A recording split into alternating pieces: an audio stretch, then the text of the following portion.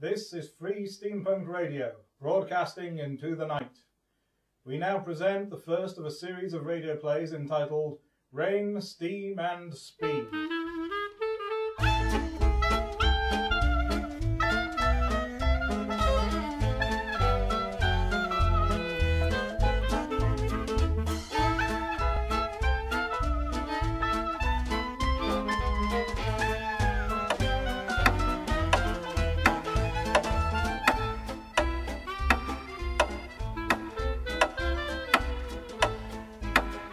After so many years of secrecy and speculation, I feel that the time has come for me to honour the obligation I have to those who fought for this country's safety, and finally, without fabrication or omission, tell their true story.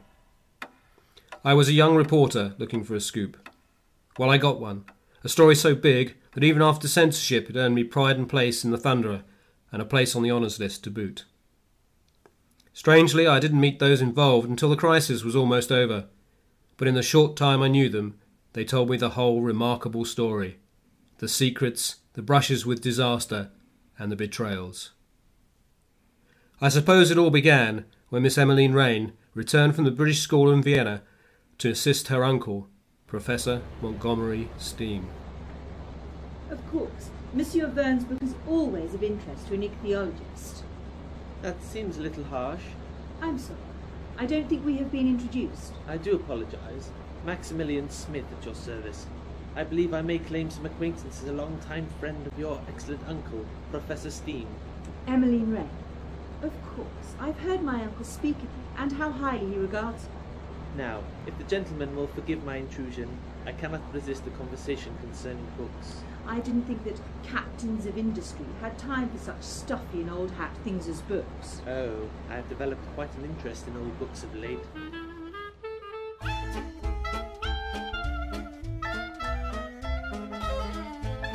A short time later, Miss Rain was preparing to disembark and saying farewell to her new acquaintance. Her uncle, Professor Steam, was waiting at Croydon Port for her arrival. With him was a suspicious-looking gentleman. Thank you for coming with me, James. It gives me a chance to introduce you to my niece without any disapproving looks from Mrs. McIntyre. Mrs. McIntyre doesn't approve of me. Perhaps I shouldn't have come. Since when have you been so responsive to Mrs. McIntyre's opinions? It's not like you to be so concerned with what others think of you. I've had a lot on my mind with this spate of burglaries, Steam. I don't need any distractions. I assure you that my niece won't be a distraction. Besides, she may be of assistance. That's the other thing, I suppose. You've never told her before about our work together, and now you want to involve her. Not that I consider your niece to be anything other than an intelligent and useful lady, but I don't think that empathy and intuition are what we need. Empathy and intuition? Is that what you imagine I'm looking for from Emma? No, Speed. Emma's work in Vienna was hard science, and her studies of the workings of the mind will prove very useful. As for involving her now, well, before she went away to study, she was young enough and busy enough to deceive. The Blackfriars case was not one I would share with anyone. But now, it won't be possible to deceive her, and I'm not sure that I want to. We have always kept your work for Scotland Yard to ourselves. You can rely on her discretion, I assure you of that. Now who's being defensive?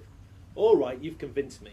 I've relied on your judgment in far more serious and mysterious matters, and it's always proved the best action. But something about your niece's arrival has unsettled you, Professor.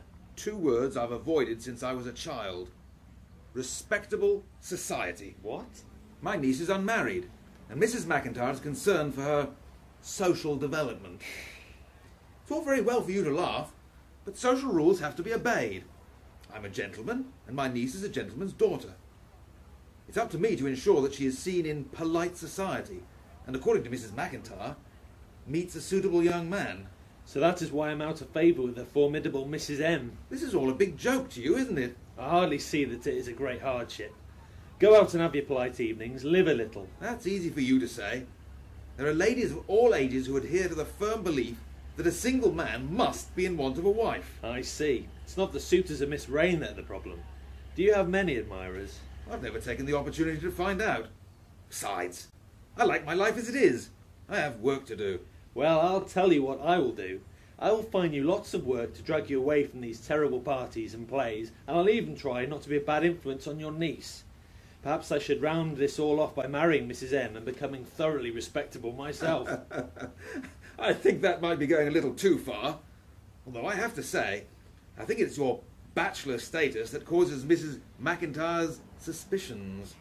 That and the fact that you're a policeman. And no respectable man would be a policeman. Well, oh, I say, Speed, I do believe that my niece has arrived. I'd better start trying to look respectable. Emma! It's good to see you again. Uncle, what's this? No Mrs. M? She's waiting for you at home. May I present my good friend and colleague, Inspector James Speed of Scotland Yard. Good day, Miss Rain. Inspector? May I assist you with your luggage, Miss Rain? Thank you, but that won't be necessary. I can manage my travel bag quite well, as you see, and the rest of my belongings are being sent by carrier. Well, my carriage is waiting, so let's be going home. How was the flight?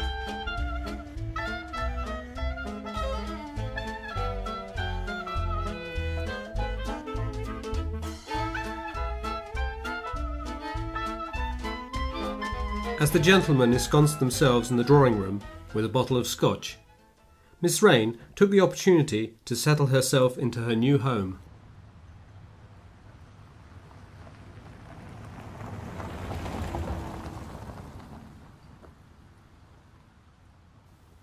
Come along, Miss Emmeline. Let's get you settled in. I'll let you take care of these. Do they need to be washed? Yes. Then put them in that basket over there, by the armoire. The washing is done on Mondays. I'll hang your dresses in the armoire. What shall I do with these? Or the lower drawers there. And these? Haberdashery atop the armoire. Emmeline, your uncle was very gracious to take you in. I understand he has even secured you a position assisting him with his scientific inventions. Yes. Isn't it fortunate that I studied science in school? The British school in Vienna? Yes. Very fine, I'm sure. There must have been some elegant ladies and gentlemen amongst the students. Oh, yes. I was never short of society. This will be quite a change for you, Emmeline. It is rather quiet here, comparatively. London, quiet. I'm sure I'll be fine. Emmeline, your uncle is a kind and intelligent man, but I'm afraid he is not of a very social nature. He was just speaking with Inspector Speed, and today I was introduced to a business acquaintance of his. Business, my dear. I'm sure our work will keep me quite occupied. Ah, yes. I'm sure that your uncle can keep you busy and working, but I'm worried about your need for society, Emmeline. Mrs. McIntyre, that is kind of you, but I'm sure I shall manage. I could do with a bit of solitude right now, and I can always talk to you and to Uncle. Nonsense. I am a worn-out old spinster, and your uncle is seldom inclined toward conversation. You need to meet people your own age. Now, there is a ball in town this Sunday, given by Mr. Smith.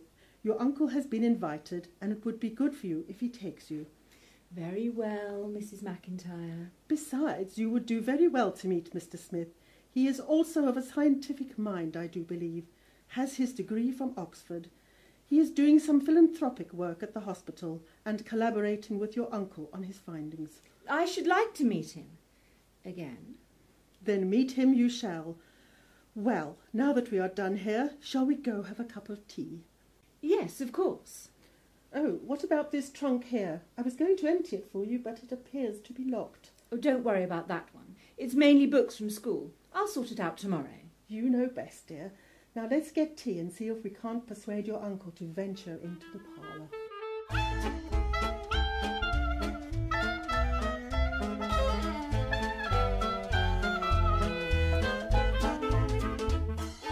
In the early hours of the following morning, a seemingly simple crime was about to take a dramatic turn.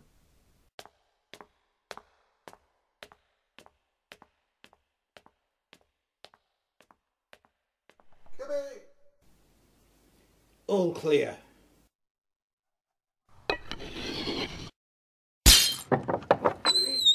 I'll keep watch. You do the business.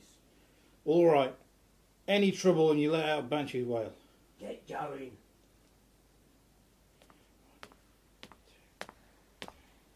Come on, come on.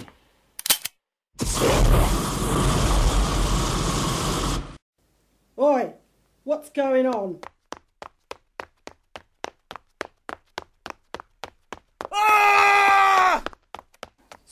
thief! Stop, police! Quick, round the back.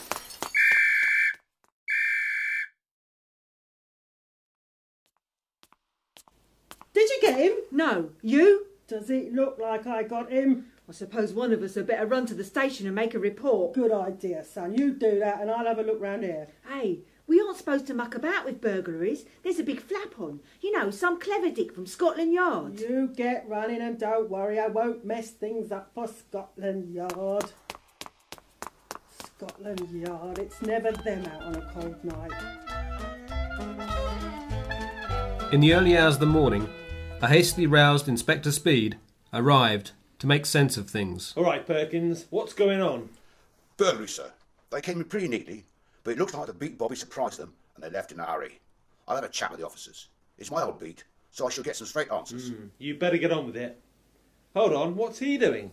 I'm sorry, sir, but no one is allowed in here. Who do you think you are? Who is in charge here? I am Inspector Speed of Scotland Yard. You know, you can't just barge into a police investigation like this. Inspector, there is no police investigation, and you are trespassing. What? My client, Mr. Frobisher, has not made a complaint to the police.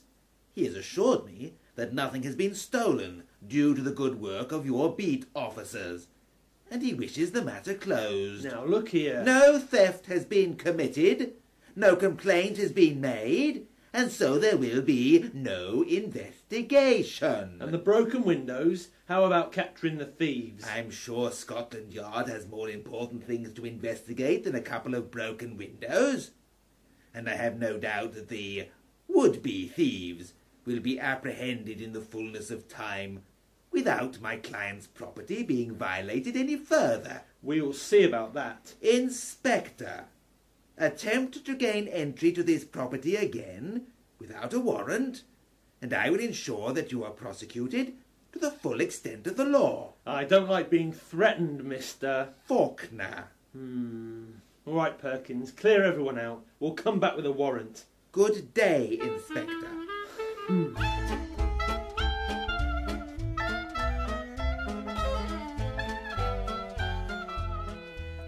Later, that morning, a furious Inspector Speed paid a visit to Professor Steam.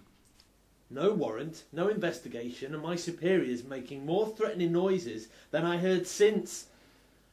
Well, it's pretty bad. But I saw the room steam. That safe in there had been ripped open, and Perkins heard from the beat officer that they heard a strange whooshing noise, like something bursting into flame. I just wish you could take a look at it. Whose property did you say it was? Someone called Frobisher. Oh, I wonder if that's Bertie Frobisher. I know him and he owes me a favour or two. Look, leave it with me and I'll see what I can do. If I can, I'll get us in there tonight. You think it's that urgent? My niece thinks so. On the basis of what she heard last night, anyway. She's gone to Fleet Street to do some research. And don't look at me like that. I agree with her that there's more to this spate of burglaries than meets the eye. All right, Professor, but I'm still not sure about letting her near crime scenes and potential criminals. Well, you won't have to worry about that today. The worst that she can meet is a journalist.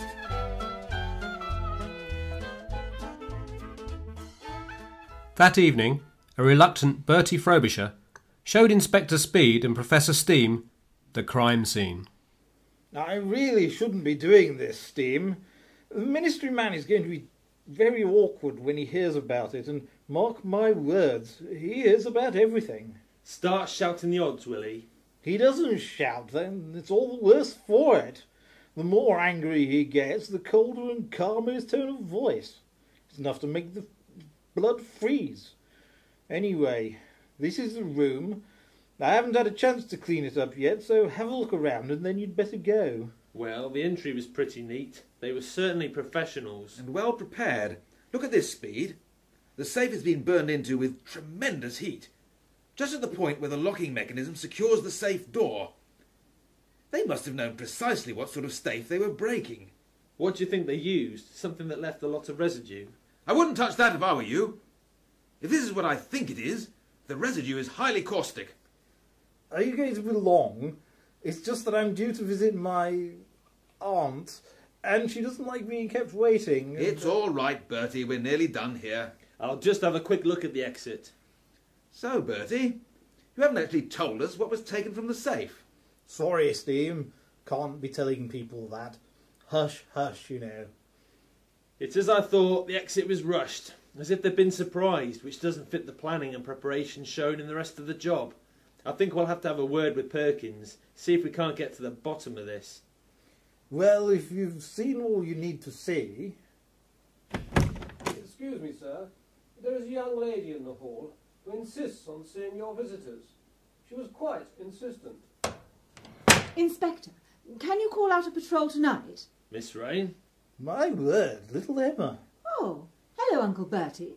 I didn't know you'd been dragged into this. Into what? I think we'd better be going before Uncle Bertie misses his appointment with his aunt. Inspector, will you see my niece home? I'll give Bertie a lift in the carriage.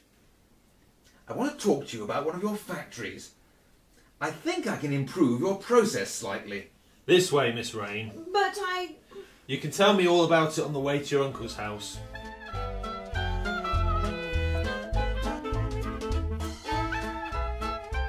As Miss Rain and Inspector Speed took a cab back to Professor Steam's house, Miss Rain told the inspector about her research. When you had gone last night, I tried to plot the burglaries on a map of London to see if there was a pattern. I think you will find a similar map on the wall of my office, Miss Rain, but there is no pattern. I know, and that bothered me. Human beings aren't that random. So, I spent the day going back through the newspaper archives to see what was missing. If I am right, these recent burglaries are part of a pattern that stretches back over nearly 10 years. But if that was so, why have we only just started to investigate them? Because the earlier crimes had longer periods of time between them, probably to make them look like isolated incidents. Now the campaign is speeding up and the crimes are closer together, accelerating to a climax. That climax will take place either tonight or tomorrow. I'm not sure I quite believe that a series of crimes can be planned so far ahead. Not the individual crimes, but the sequence of manoeuvres, each designed to advance some greater cause a little further. Now, the great work, whatever it is near completion, and matters have to move more quickly. So you don't know what the motive behind all this is? I know you're not convinced, but when we get back to my uncle's house, I will show you a map and my notes.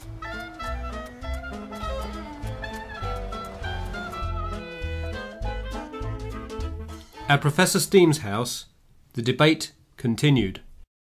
I'm sorry if I sounded sceptical in the cab, but seeing it in black and white is much more convincing. You're quite right about the similarities in the MO. They're all professional jobs, which makes last night's fiasco seem even stranger. I didn't have any information on last night's break-in, but there's something odd about the location. Look, all the burglaries happen well away from each other to divert police attention, but they appear to be forming a spiral, like a hunter closing in on its prey. It's probably not a conscious thing, but the mind planning this is predatory and patient, like a skilled game hunter. All right, but what about last night? He's doubled back, which probably means that either what was stolen had only just arrived at Uncle Bertie's, or its location was a closely guarded secret that our criminal had only just penetrated. Well, I'm convinced. But where do you think the centre of our spiral is? Here, either in or close to Russell Square. I might be convinced, but there isn't enough here to convince my superiors. It would take a lot of men to cover that area. Can you be more specific? Without knowing what was taken last night, I can't predict what they will try and take next. I think I can help there. Professor! Uncle, I didn't hear you come in. What do you mean you can help? With a bit of persuasion, Bertie told me what had been taken from his safe, and why a ministry man was involved. It seems that the government occasionally uses Bertie as a third party for delicate overseas transactions. Spying. Not directly, but those in other countries with information to sell can do business with an entrepreneur without arousing quite so much attention as with an embassy. Anyway, what was taken was a book, one of only 2 handwritten manuscripts by a certain Monsieur Aronnax. I don't understand, Steam. No, your life is blessedly devoid of fantastic fiction. Monsieur Aronnax is most famous for his encounter with the captain of an undersea boat, as recounted by Jules Verne. But the real story is even stranger than the fiction. Monsieur Aronnax was no biologist, and in his original statements, submitted to the Frankian government as handwritten manuscripts, he describes and illustrates in great detail the workings of the most powerful sea craft ever built. My God! Now, I happen to have some passing involvement in this matter, and I know that the information that the Frankians possess is incomplete, as the mysterious captain was not the original creator of the vessel's power source. That he derived from a strange Atlantean artefact, which is now held in the vault under the British Museum. Russell Square. It's the side entrance to the museum and library. This is serious, but I still can't call out the troops. Well, someone has to try and stop these criminals. Don't worry, Miss Rain. I'll do my best. Professor, what does this Atlantean thing look like? It's a hard ceramic disc, about 18 inches across, smooth and domed on one side, and inscribed in the most complex manner on the other. Whatever you do, don't touch it with bare hands. Oh, you'd better be especially on your guard. Our burglars are using a crude form of green fire. So that's what did for the safe.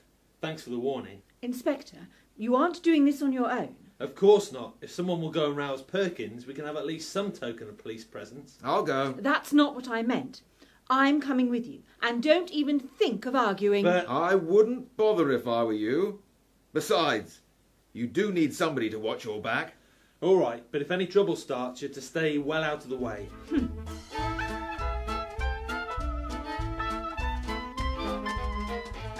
After locating the night porter and gaining lawful entry of the British Museum, Inspector Speed and Miss Rain waited for the attempted crime to happen. You might as well make yourself comfortable. We could be in for a long wait. I'll be all right. It's just like waiting up for Uncle on one of his expeditions. You seemed very sure of yourself before. Is that because of your travels with your uncle? Inspector, I grew up in the South Seas during the war. I don't frighten easily. Besides, when you know that your mother died helping the wounded soldiers in the firing line at Wellington, you have a lot to live up to. I'm sorry. I didn't know about your mother.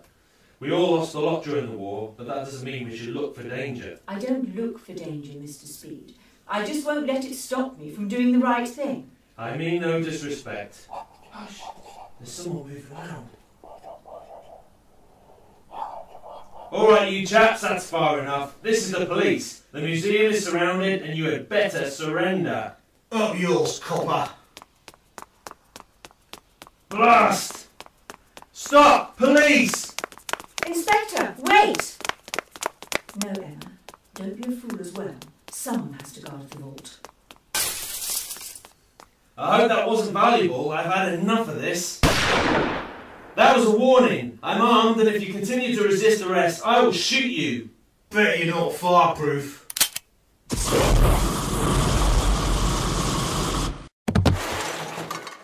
Well, ain't this bittersweet, Mr. Inspector?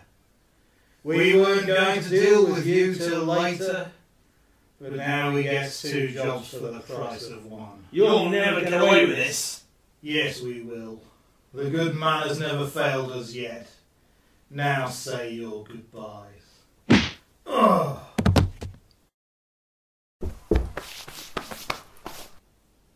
Well done, Miss Rain.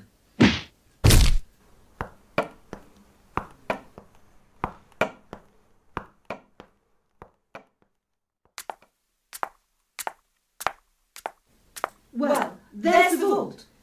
Damn, too late. Wherever you are, I'm armed. Come out slowly. All right, miss. There's no need to shoot anyone. Keep your hands where I can see them. Now, hand over that disc. I'm not sure I can do that, miss. It's supposed to be pretty dangerous. Hold it up where I can see it. Now, hand it over, I said. All right then, but I warned you. Stop! Stop that man! Emma! All right! I'm sorry. I touched that thing and it burned. Uncle, you'd better get after that burglar. Leave that to Perkins. Where's Speed? Inside. He went after another one. We'd better make sure everything is all right. Which way did he go? This way, I think. There he is. Mr. Speed! Wait! That wasn't Speed. Was it one of the burglars? I'm not sure.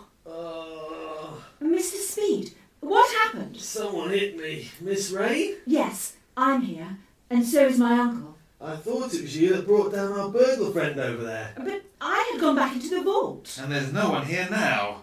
What? How many did you get? Well, Perkins chased one toward the river, and someone with a cane rushed past us to the door. This doesn't add up.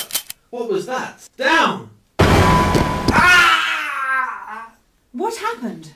Looks like the green fire split the gun barrel. He's dead. You best not look, Emma. Green fire burns pretty nasty. That's twice he's tried to kill me tonight. Where is the thing from the vault? I dropped it by the vault door. I suppose we'd better put it back. I'll do that. You two had better go after Perkins. A short time later, Perkins, Professor Steam, Inspector Speed and Miss Rain were back in the Professor's home to make sense of the night's adventures. So I chased them down the back streets, towards the river. Expect to break left or right any moment. But stab me if he doesn't just leap into the Thames and vanishes. Was there some sort of launch waiting for him? No, miss. I looked and could see nothing. Not even any sign of anyone swimming. Mind you, it was pretty dark. Perhaps he always intended to swim away, but that sounds too chancy. Well, they did bungle the Frobisher job. Oh, I'm going to tell you about that. There was a new lad, first night on the beat. A second officer was checking up on him. So instead of one officer walking past at a set time, you had two passing at different times trying to meet. So they thought they all had it planned out, but something unexpected happened that was beyond their control. So they must have had some sort of escape plan from the museum that used the river. A submersible of some kind? In the Thames. Not impossible, but unlikely, I think. But we stopped them. Not exactly. When I was returning the artefact to its proper home, I found this. What's that? It's a piece of artist graphite. Oh, no. They took a rubbing of the disc. Would that be enough, Professor? For a sufficiently powerful intellect, yes. Well, a villain with a green fire gun said something about the good man, and you saw a third man with a cane. Probably the same cane that put me clean out of my senses. And took care of your would-be killer. You have a name in mind for our third man, don't you? Whenever I investigate the strange, the mysterious, or the conspiratorial, Dorian is never far away. Dorian? Dorian, the anarchist. The cleverest, most dangerous and most evil man ever to walk the earth. I say, that's a bit strong. Believe me, Miss Rain, I've had run-ins with him before and I know. Dorian is certainly intelligent enough to use the information, and quickly. What we don't know is what for. Perhaps with more information... No, Miss Rain, don't try and understand that mind. That way lies madness and disaster. But This time I must come down on the side of Inspector Speed. Promise me, Emma, you won't try and study Dorian? All right. One thing we can count on, though. These crimes may have been 10 years in the making, but they are far from over.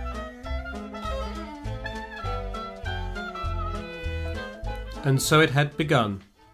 The forces of deception, treachery, and lawlessness had found themselves frustrated by a student of the human mind, an ageing scientist, and a world-weary detective. Three people who would become known to the world as Rain, Steam, and Speed.